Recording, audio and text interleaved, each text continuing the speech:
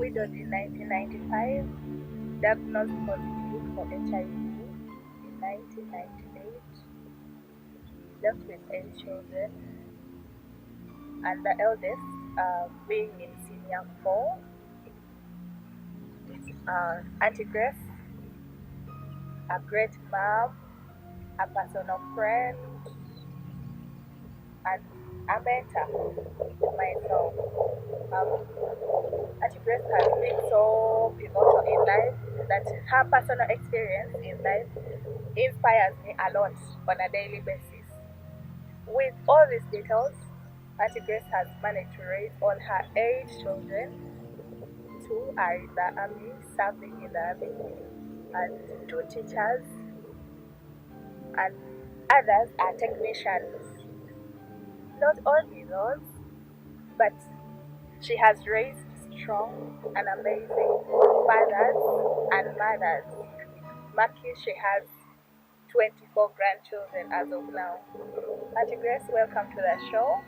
Thank you very much. I'm so pleased to host you this morning. Me too.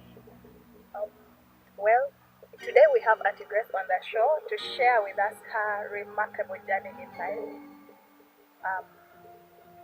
Given all the other bits about her life, she has left no stone unturned. Much as she has faced all the challenges, she got to realize that she needed to stay, that some of these things had come to stay with her for the time that she had left. Auntie Grace has achieved so much. I admire her leadership in her home, a lot of things that she has done. Auntie Grace, a lot of times, has reached out to me and told me, oh, I have this son, of which all her children are employed. I have this son, he has a wife, but we were not yet done marrying for him. Now we are trying to mobilize resources and marry for him. A single-handed woman, a widow, doing all these things. Her children love each other. I don't know what she did. I don't know the charm. Maybe today she will share with us. Thank you very much. Auntie Grace? Yes, please. You're welcome to the show. Thank you. Once again. So, you said that you were widowed in the year 1995. Yes. And then you realized that you were positive, Yes. HIV positive in the year 1998. Yes. Now, how did it feel? Because it was not so long after being like widowed, and again realizing that you were HIV positive, left with all this number of children. How did it feel at that point? At the point that I found that I was positive, I really feel very bad. But my counselor counseled me very well, so I adopted his counseling. Then I was free, and I came out to be a positive woman. I also started making testimonies. We go in the community, in churches, opening up with my status. I'm free with my status. I'm happy with it. Thank you so much. And that was some specialized level of strength. And I admire you for that, like a lot.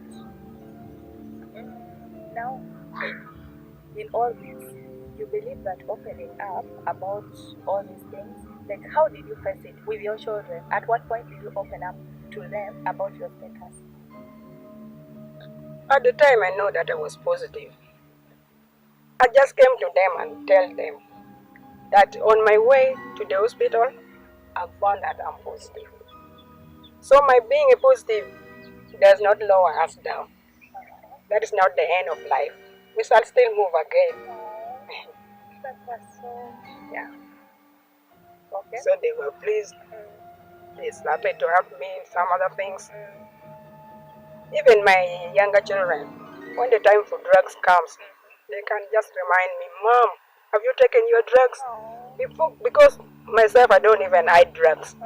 And even brought even many people. I went and counseled them and bring them what to the hospital for tests, what have some. So I brought very many of them. Others have died, but others are there. I joined Lera Referral. I was working there as a peer, and we have been doing what, making dramas with the council. From that time, I also went and joined Nakola. We were the people who started Nakola in Obey, positive livers. We were there, and at the time that I left, I again went back to Lera Referral. So that was my work. Well, you have had a very remarkable footprint in the lives of people around you, because it is not an easy thing to come out and open up about your status.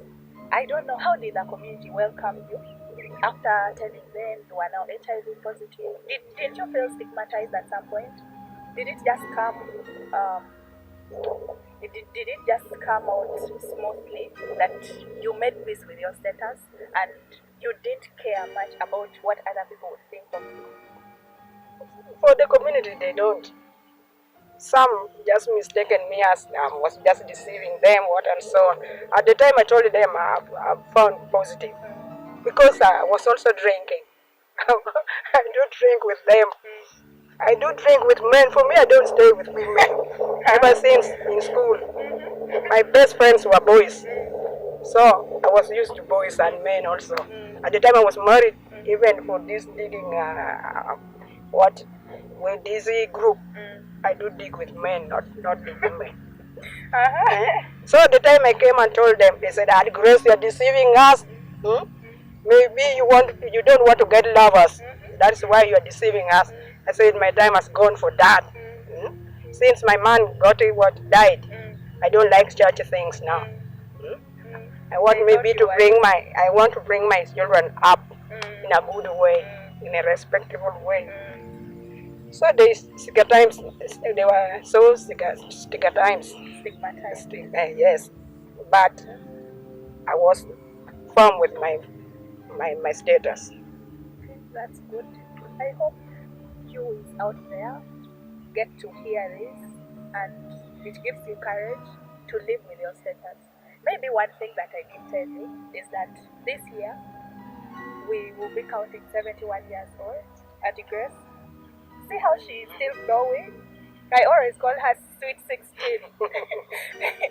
Yeah. So, Auntie Grace, you're so strong, and I admire you for that.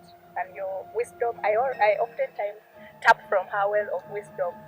There are lots of times that we sit down. You might think we are even age mates. There are things that we talk about, and you be like, "Wow."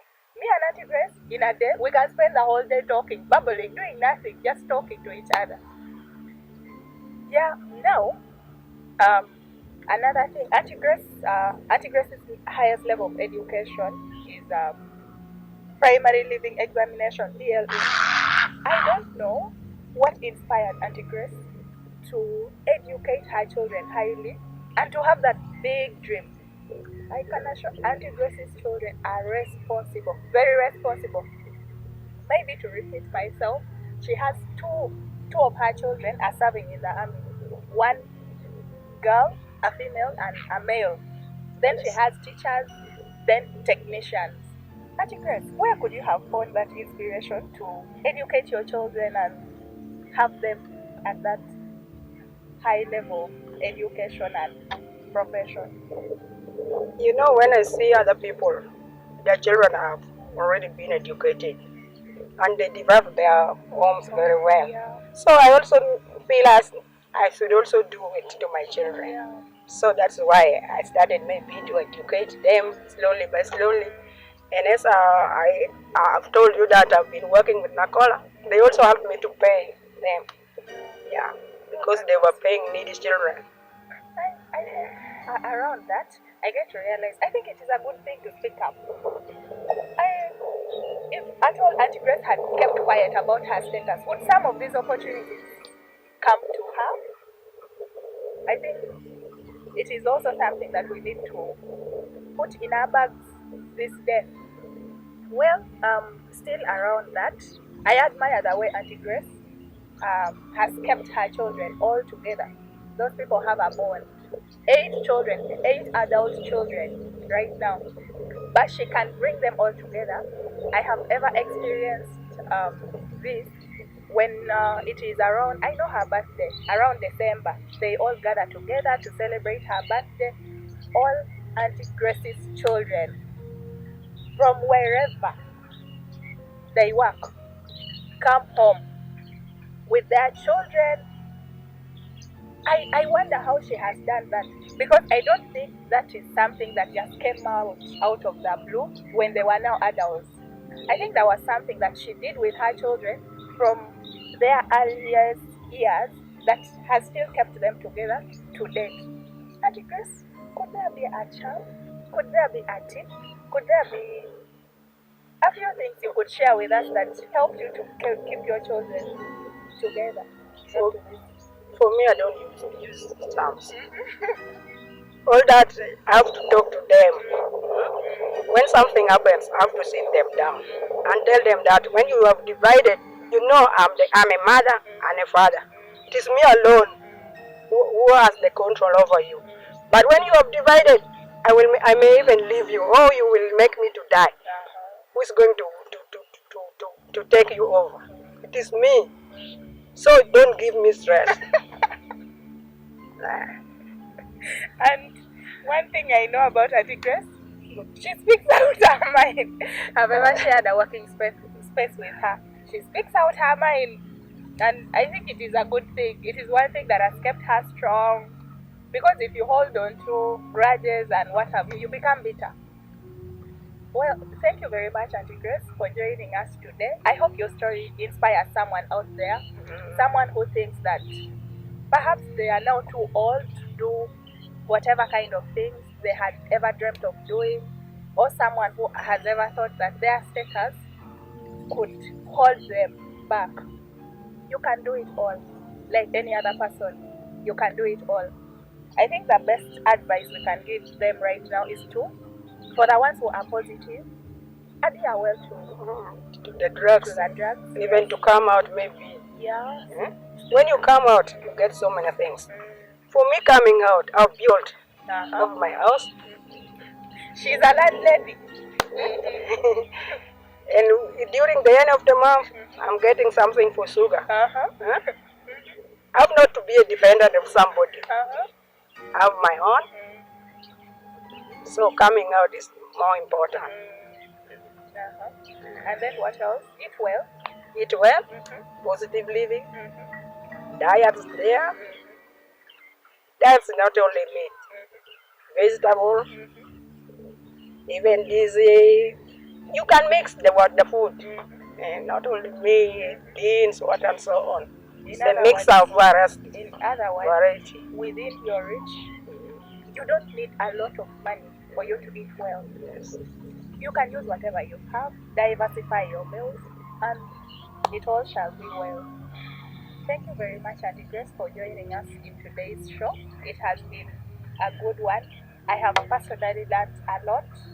And thank you for being a great mom, a great mentor, and a good friend. Thank you so very much. Well, before we get to the close of the show, we would like Auntie Grace to share with us her piece of advice to the young people, those at school, those that have finished, the ones who are starting families, the ones who think they are stuck. Auntie Grace, what do you have for us? For the school ones, let them only concentrate on their books and the studies.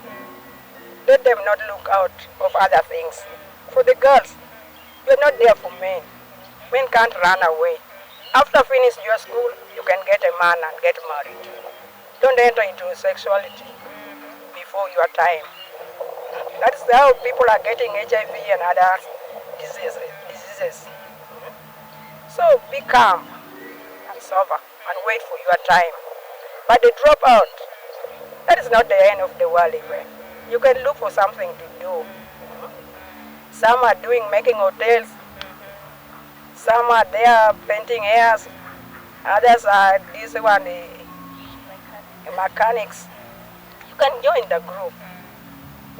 Don't just sit and say that maybe I've now done nothing. I'm looking for something, and other men deceive you. Sugar mommy, those who are with money, and they inspect you. When you get infection, that is the bad thing. And now money for the medical fee is so high. Started from 100 and onwards. When you don't do anything, can you get that money? You're looking for death. So concentrate on what took you to school. And maybe to add onto the ones who feel they are stuck and drop out and stuff like that. I think being good, even when no one else is seeing you, you don't know the good you will attract out there. Someone else will notice you that you're disciplined, you so and so, and out of the blue you see someone, a stranger, coming out to support you. So I think it is a good thing to remain disciplined. Get ideas to your fellow friends, the good ones, and the ideas they are giving you. You have to weigh them. The good ones you pick, the bad ones you throw away. And that's life moves on. Thank you very much, Auntie Grace. Thank you. Thank you a lot. You have been so very resourceful to us. Meanwhile, to our dear viewers, get to let us know what you think on your side. Are there your inspirations? Have you ever felt like you have lost the hope? I think today from Auntie Grace's story, I hope your zeal to achieve all that you've ever dreamt of in life gets ignited this day. Share with us what you think in the comment section, and please don't forget to share, like, and subscribe to the channel. Thank you very much, and bye-bye. Bye.